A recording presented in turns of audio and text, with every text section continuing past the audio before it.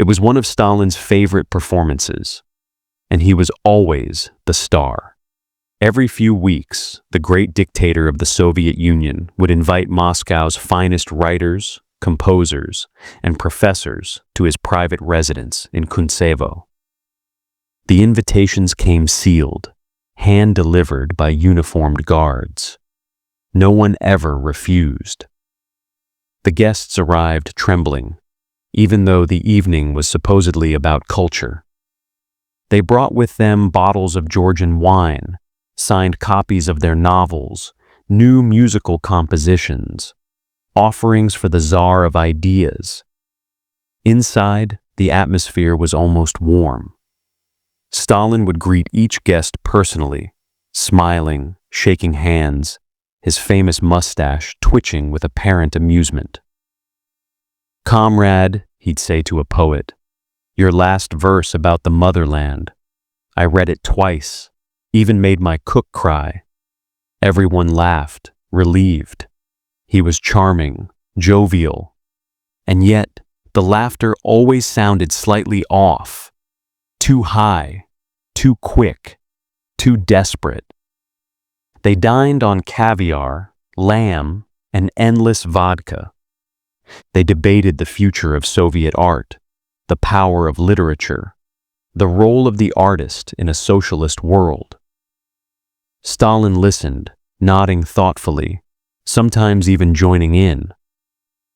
"Art," he said once, raising his glass, "is the mirror of our revolution."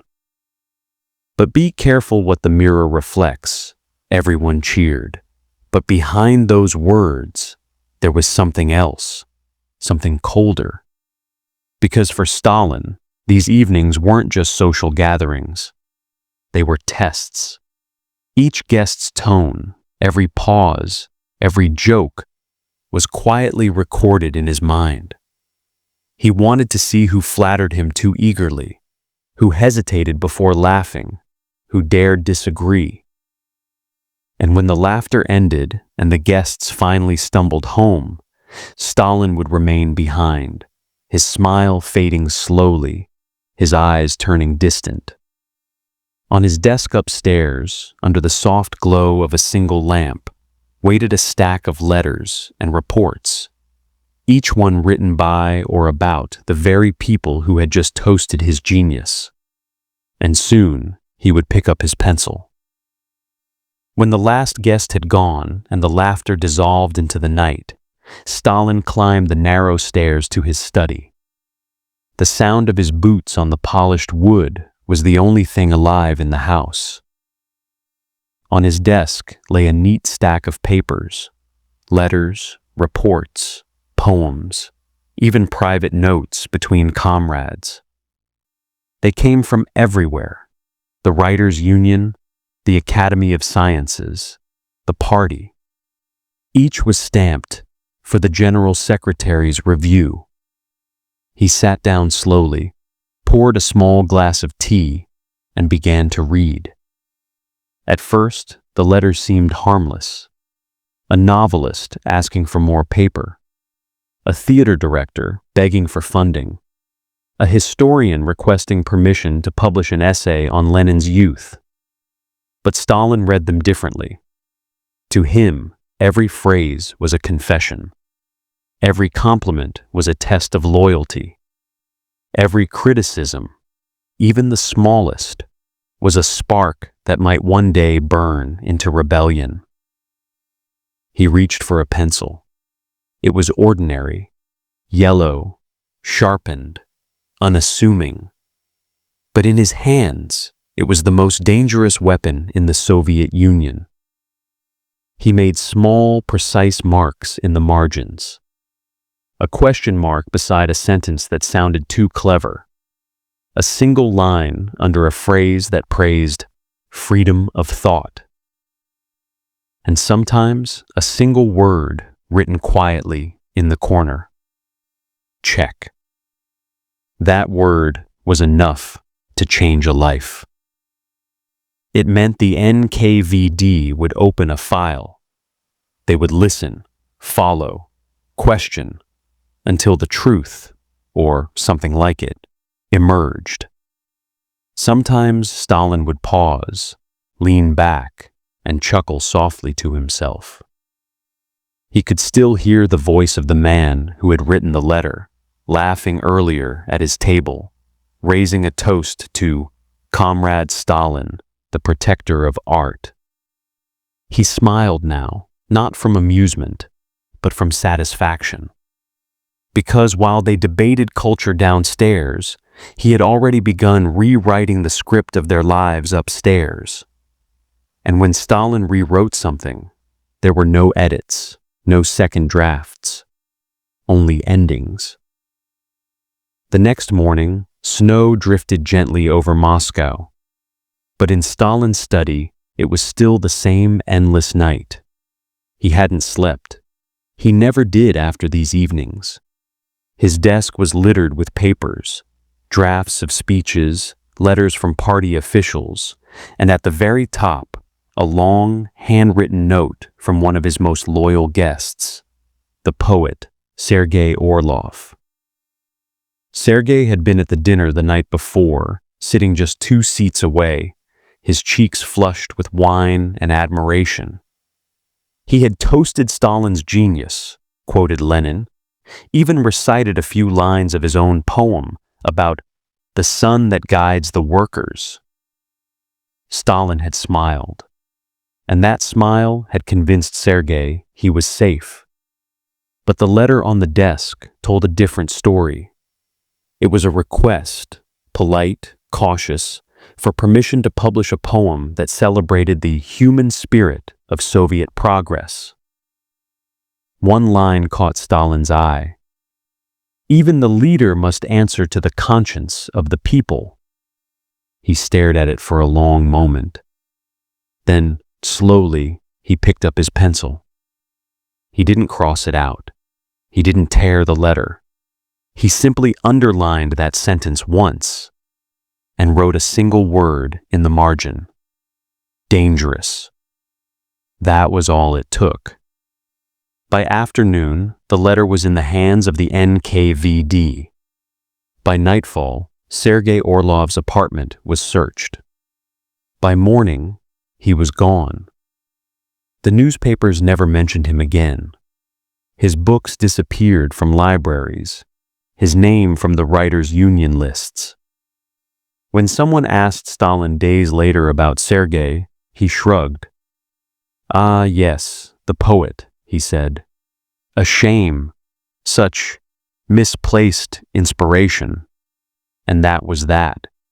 For the others, life went on. They kept writing. They kept laughing. They kept sending their letters. But from that night on, no one used the word conscience again. It was another evening of laughter, wine, and debate.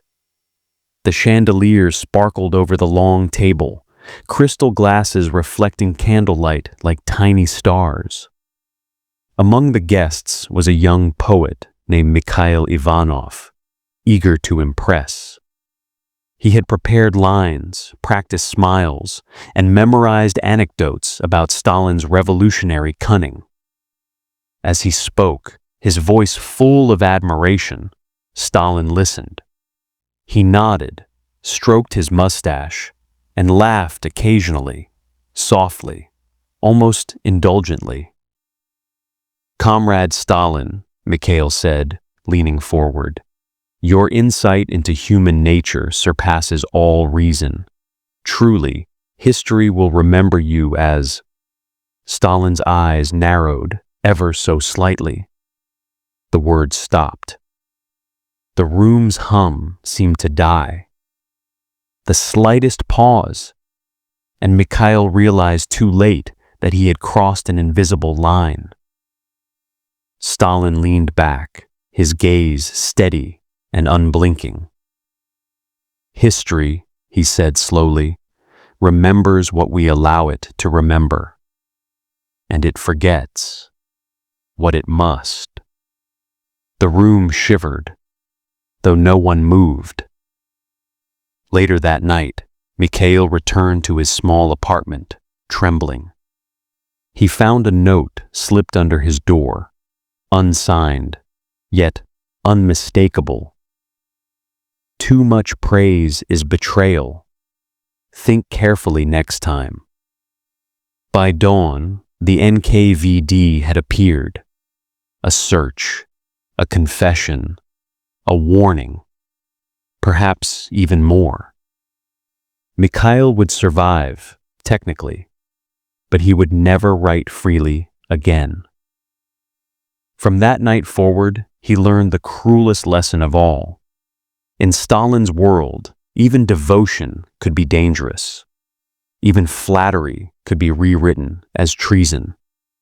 And every poet, every artist, every intellectual who attended those evenings carried that fear like a shadow across their chest.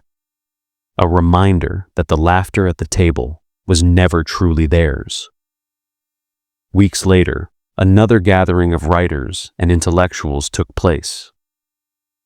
The table was set with silverware, polished to a mirror shine.